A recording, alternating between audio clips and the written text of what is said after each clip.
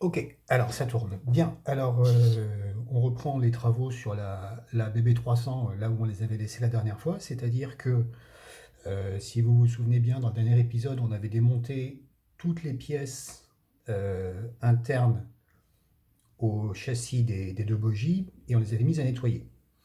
Alors, les pièces maintenant sont propres. Comme vous avez vu à la fin de la vidéo, je les ai mises à sécher. Et pendant ce temps-là, je vais avoir besoin, pour remonter mes bogies, de ces deux pièces. Ça, qu'est-ce que c'est? C'est les deux berceaux sur lesquels se trouvent les lamelles de prise de courant, une de chaque côté avec des palpeurs pour les deux roues, qui encerclent donc le châssis de bogie et qui remontent le courant de chaque fil de rail, gauche, droite, vers la platine de la locomotive. Donc, comme on l'avait vu dans la vidéo du démontage, il y avait ici une soudure sèche sur, sur un des palpeurs. Donc, du coup, il faut que je la refasse. Alors, à y être de refaire cette soudure-là, je vais refaire les quatre. Vous allez voir pourquoi on va refaire les quatre. Simplement parce on va changer tous les fils et on va s'amuser. Bon, je perfectionne un peu. Hein, disons que je suis un peu. Euh, comment dire? Je vais vraiment jusqu'au bout de la démarche. On pourrait faire plus simple et laisser les fils et simplement refixer l'autre. Mais c'est juste pour attirer votre attention sur le fait que dans la norme DCC, dans la norme donc de la circulation en numérique, on a deux couleurs, le rouge et le noir, pour tout ce qui est prise de courant, enfin, pour amener le courant à la voie et pour ce qui est la prise de courant sur la voie. Le noir correspond à la file de gauche, donc ça pour moi ici c'est à gauche, je crois que pour vous c'est inversé, et le rouge correspond à la file de droite. Donc en fait le rouge c'est ce qui prend le courant sur le rail droit. Je ne vais pas vous montrer, vous ne voyez pas les rails ici.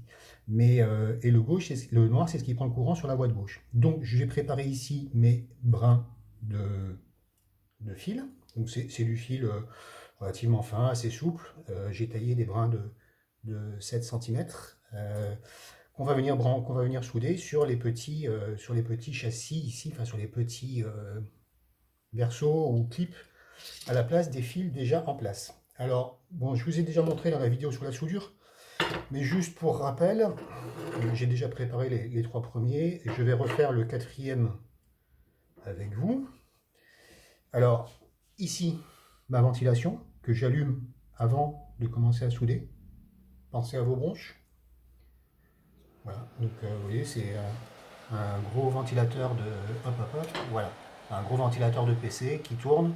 Les vis dépassent derrière, c'est fait exprès, c'est pour ne pas que ce soit collé contre un mur ou quoi que ce soit, c'est pour me garantir une sécurité d'évacuation. Entre les deux, là, il y a le filtre au charbon que vous voyez. Donc, ma ventilation est en place. Mon filet ici, 7 cm, dénudé sur quelques millimètres à chaque bout. Mon fer à souder est chaud. Ma panne est maintenant propre. Je chauffe ici, j'espère que c'est bien visible. Oui, normalement c'est bon. Je chauffe le fil de fil électrique et non pas la soudure. Rappel, on ne chauffe jamais la soudure et on vient appliquer la soudure sur le fil électrique chaud. Et la soudure fond toute seule au contact du fil électrique chaud. Et voilà, ça fuse. Toute la partie dénudée, je fais juste un petit point de contact. Et toute la partie dénudée de mon fil est maintenant étamée. Voilà. Alors, j'ai plus besoin de la troisième main. Maintenant, ce que je vais faire, c'est que je vais sortir les anciens fils de mes trucs. Bon, je peux le faire sans, mais je vais prendre la troisième main. Sinon, je fais comme ça. Moi, j'ai l'habitude, je tiens comme ça et avec les deux doigts, je tire mon fil. Mais bon, on va faire ça proprement. Donc, mon fer à souder, toujours bien chaud. Alors là, il ne faut pas chauffer trop longtemps parce qu'on ne veut pas faire fondre le châssis en plastique qui est juste derrière la lamelle.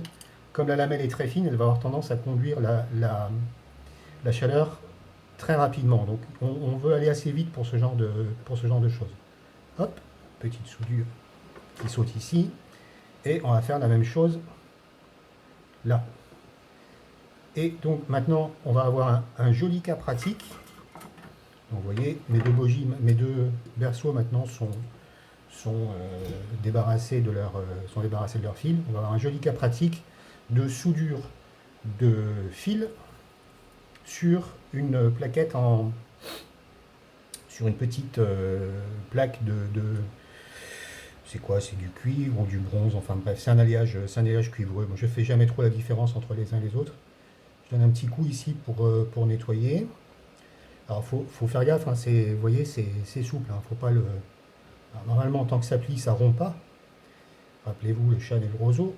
Mais bon, on n'est peut-être jamais trop prudent. Et ici, je vais donner un petit coup de lime, là où la soudure sèche à sauter, histoire de me dire bon, que ça va bien prendre. Voilà. Pour les trois autres, je m'appuie sur le résidu d'étain déjà présent des soudures que je viens de faire sauter. Alors, j'attire votre attention sur un point particulier. C'est effectivement deux systèmes identiques, mais il y en a un qui est placé à l'avant de la machine et l'autre qui est placé à l'arrière dans l'autre sens. C'est-à-dire que si je vous le mets en face, ils sont comme ça. Il y en a un qui a les tenons ici qui vont vers l'avant de la machine et l'autre qui a les tenons ici qui vont vers l'arrière. Ce qui veut dire que si je les soude tous les deux dans la même position ici et que je mets mes deux rouges à droite, comme ça, et mes deux noirs à gauche évidemment, quand je vais les mettre en position dans la machine, je vais avoir un rouge qui va être d'un côté et un rouge qui va être de l'autre. Donc il faut que je les soude tous les deux à l'inverse l'un de l'autre en fait. L'un aura le droit à gauche et l'autre aura l'un aura le rouge à droite, pardon, donc le rouge à droite ici dans le sens normal, et l'autre aura le rouge à gauche, mais comme ça au moins ils seront dans le même sens. Vous voyez, donc attention à ne pas faire d'inversion parce que alors, ça c'est le truc typique pour se faire un joli court-circuit une fois que la machine est posée sur la voie. Alors, on va commencer par le premier que l'on va se maintenir ici dans la petite pincetto. Alors, si je regarde bien, je vais faire celui qui va être à l'avant de la machine, donc qui aura le rouge à droite et le noir à gauche. D'accord? Dans le sens normal de la marche, même si une bébé c'est symétrique, hein, je définis un sens normal de marche que je prends un peu arbitrairement. Il y a certainement des règles pour définir ça, mais j'ai décidé que je n'allais pas m'embêter plus que nécessaire. Donc voilà, ça c'est bien le côté droit de mon bogie. Je vais m'appuyer sur la petite goutte de soudure qui a été gentiment laissée ici par Rocco quand ils ont fait le montage. Je vais très légèrement recharger. Alors léger, hein. Léger. Hop, voilà.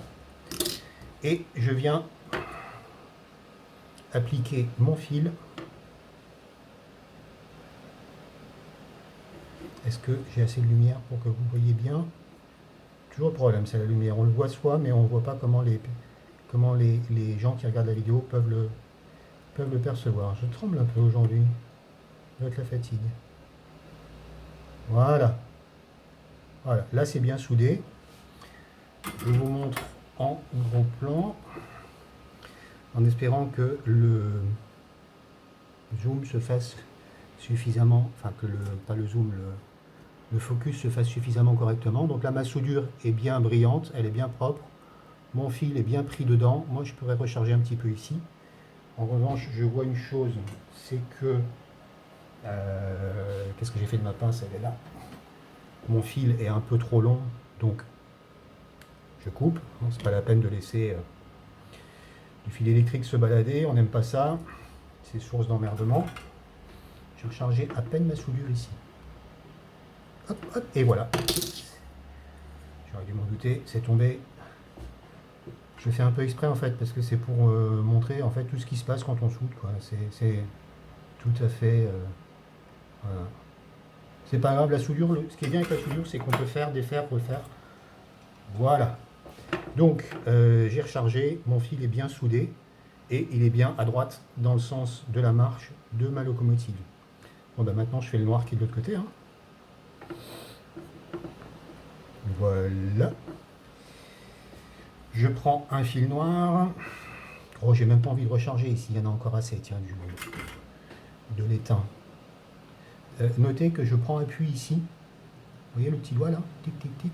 Il prend appui sur ma plaque pour ne pas être complètement à main levée. Je déteste être à main levée. C'est un truc que je supporte pas. Ou alors je peux prendre appui ici sur mon rouleau de soudure ou quoi que ce soit, mais j'ai toujours besoin d'avoir un point d'appui. Après, c'est chacun qui le voit comme il veut, mais main levée, je suis pas bon. Peut-être que vous êtes plus doué que moi, je vous le souhaite. Voilà, donc maintenant, mon noir est soudé correctement, mon rouge est soudé correctement. Vous aurez remarqué que Rocco, dans sa grande bonté, a prévu ici des encoches, là, dans laquelle on passe le fil. Alors, je vais respecter ce que la maison a prévu, hein. Il n'y a pas de raison. Apparemment, enfin, ils sont plutôt bons sur la conception de leur truc, donc je vais mettre mon fil dedans. Voilà, hop, il est peut-être un tout petit peu gros, mon fil est un tout petit peu plus gros que celui qu'il y avait avant. Eh ben tant pis, ça n'ira pas, c'est pas grave. Bon, je fais le deuxième bogie, bah oui, je vais vous montrer aussi le deuxième bogie, puisque il est un peu différent, vu qu'il faut que je fasse de la soudure complète ici. Alors, pour mémoire, comme je vous l'ai déjà dit, ils sont inversés l'un l'autre. Donc, ici, j'aurai le fil rouge, et là, j'aurai le fil noir. Donc c'est sur le fil noir qu'il faut que je recharge en soudure, parce qu'il n'y a plus rien. Je vais commencer par le rouge. Alors là j'utilise une troisième main, mais bon, vous pouvez utiliser n'importe quoi, hein. Du moment que ça tient et que ça vous libère vos deux mains, j'allais dire naturelles, ou vos deux mains natives pour faire ce genre de choses. La ventilation fonctionne toujours là, hein. Vous voyez, c'est relativement discret.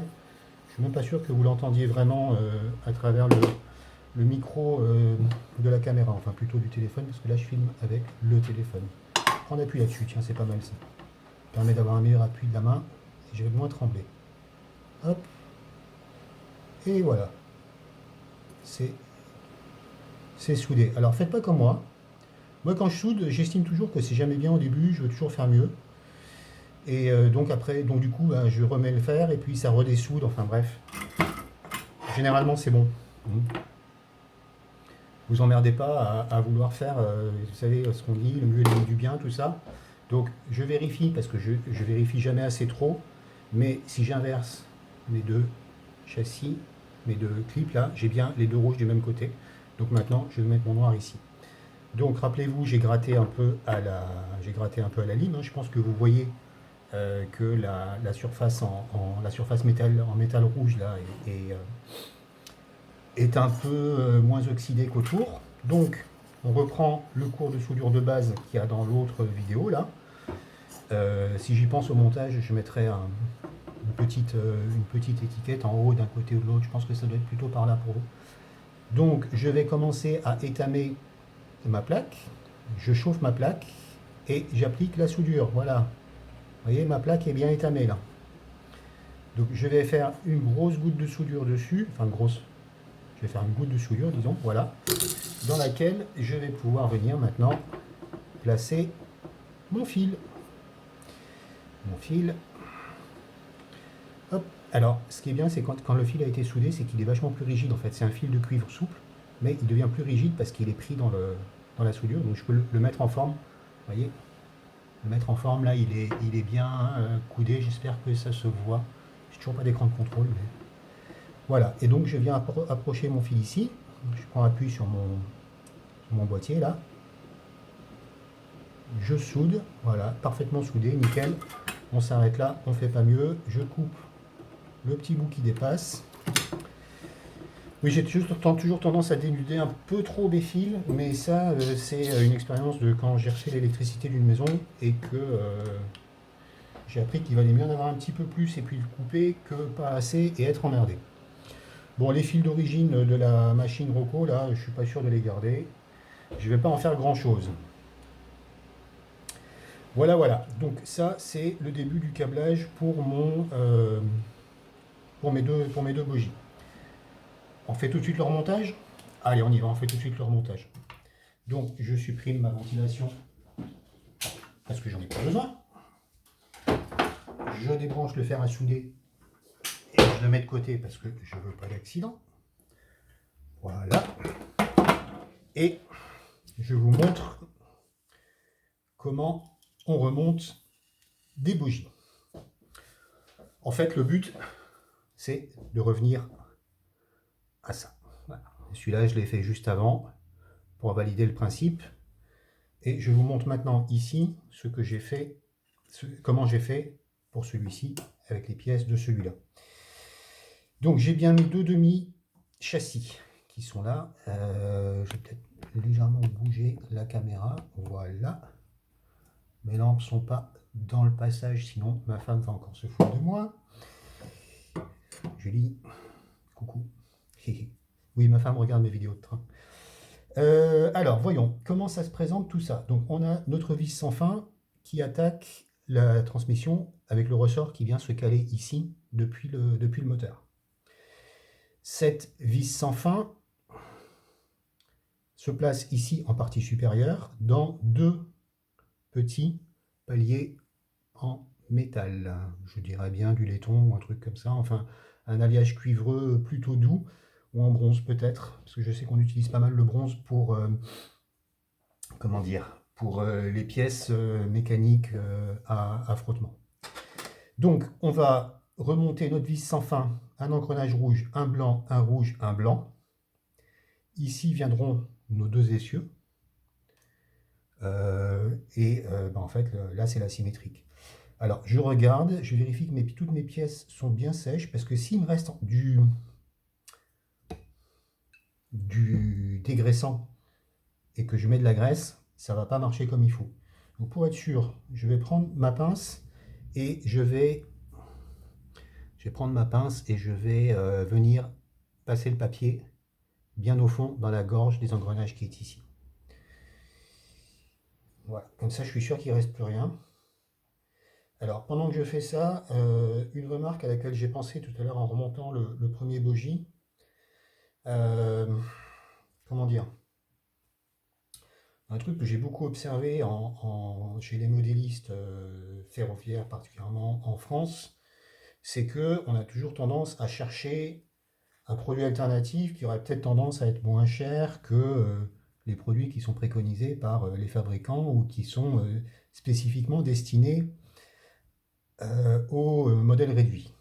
Alors là, pour le coup, je dirais bien erreur, erreur. Je vous ai indiqué qu'on utilisait de l'essence F ou de l'eau écarlate. L'eau écarlate, c'est ce que je vous ai montré dans ma bouteille. Là, c'est de l'essence F sous une marque commerciale. L'essence F, en fait, c'est le générique. Vous trouvez ça en bouteille d'1 litre. En bouteille d'1 litre de ce type dans toutes les grandes surfaces de bricolage ou rayon droguerie de votre supermarché. Donc, utilisez de l'essence F. Si vous n'avez pas d'essence F ou que vous n'avez pas d'eau écarlate, n'utilisez pas n'importe quoi. Je vous ai dit que l'acétone était un bon dégraissant, mais que l'acétone était horrible pour le plastique.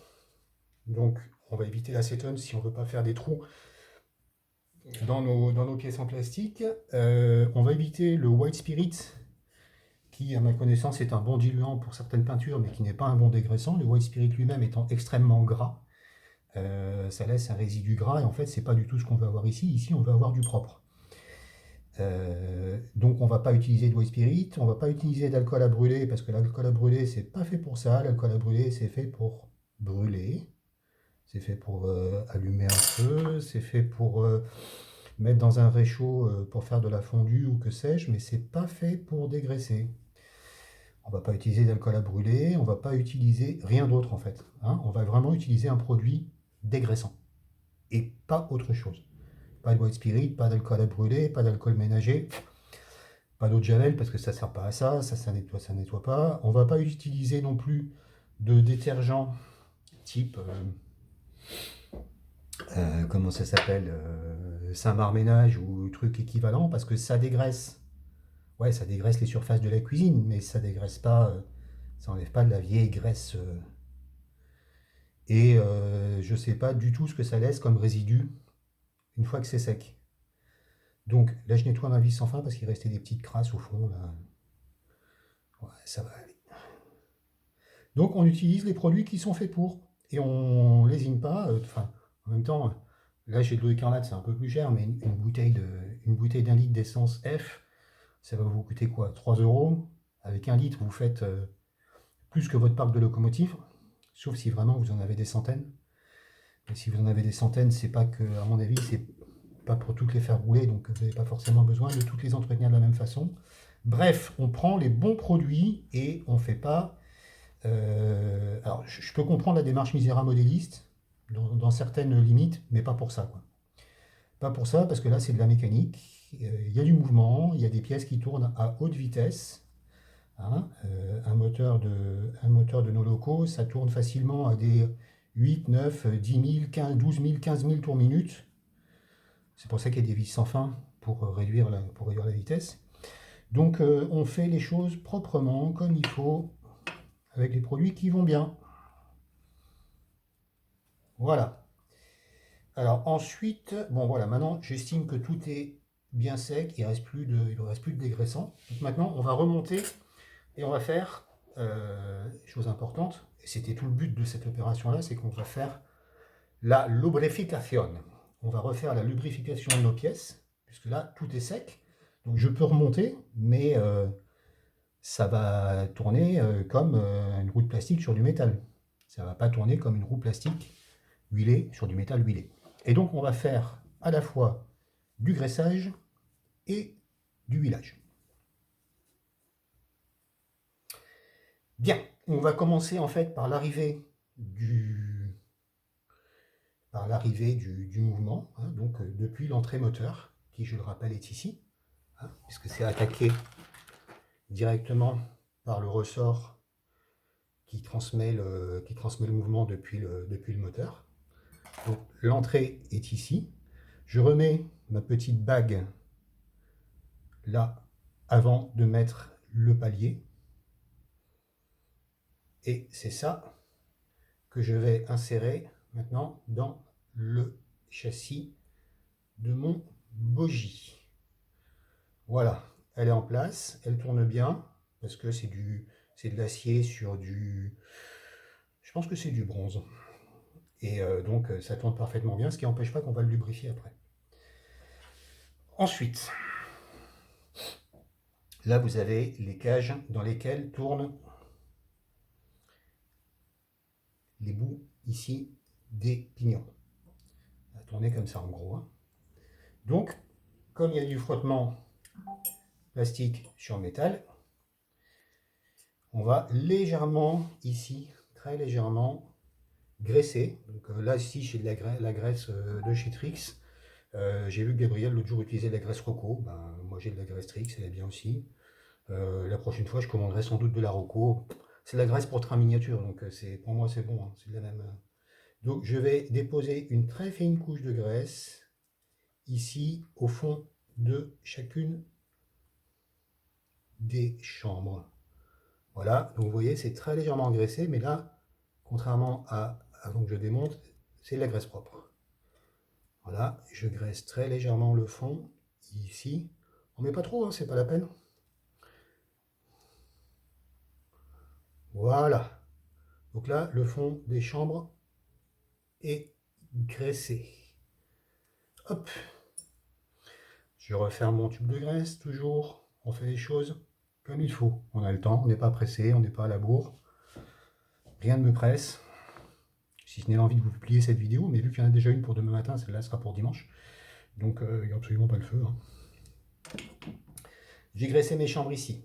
Maintenant, je peux mettre mes pignons. Donc depuis la vis sans fin, j'ai un rouge, un blanc qui attaquera l'essieu qui est là, un rouge et un blanc qui attaquera le deuxième essieu de mon bogie.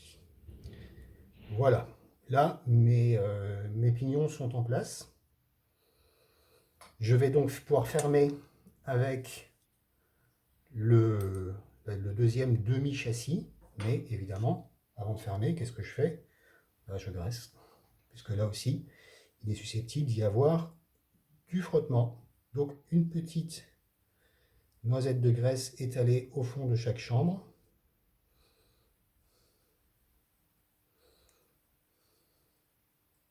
Alors, je vais le préciser tout de suite, on le fera plus tard, mais là, ce qu'on fait, c'est qu'on reconstruit avec des pièces d'occasion, mais on reconstruit une machine à neuf. On est bien d'accord. Les pignons qui sont là, c'est comme s'ils étaient neufs et comme s'ils n'avaient jamais tourné dans ces châssis. Ce qui veut dire Rodage. Même si c'est une locomotive d'occasion, là ici on considère qu'elle est neuve en fait. D'accord? Donc forcément ça va passer au rodage. Donc j'ai mis de la graisse sur les fonds des chambres. Je vais en mettre entre les pignons que je vais un peu faire tourner. Je vais en mettre sur la vis sans fin. On va faire ça tout de suite. Donc je rouvre mon tube, c'est pas grave. Je rouvre, je ferme, je rouvre, je ferme. Mais c'est comme ça. Voilà, je vais graisser un peu les mouvements ici entre les pignons.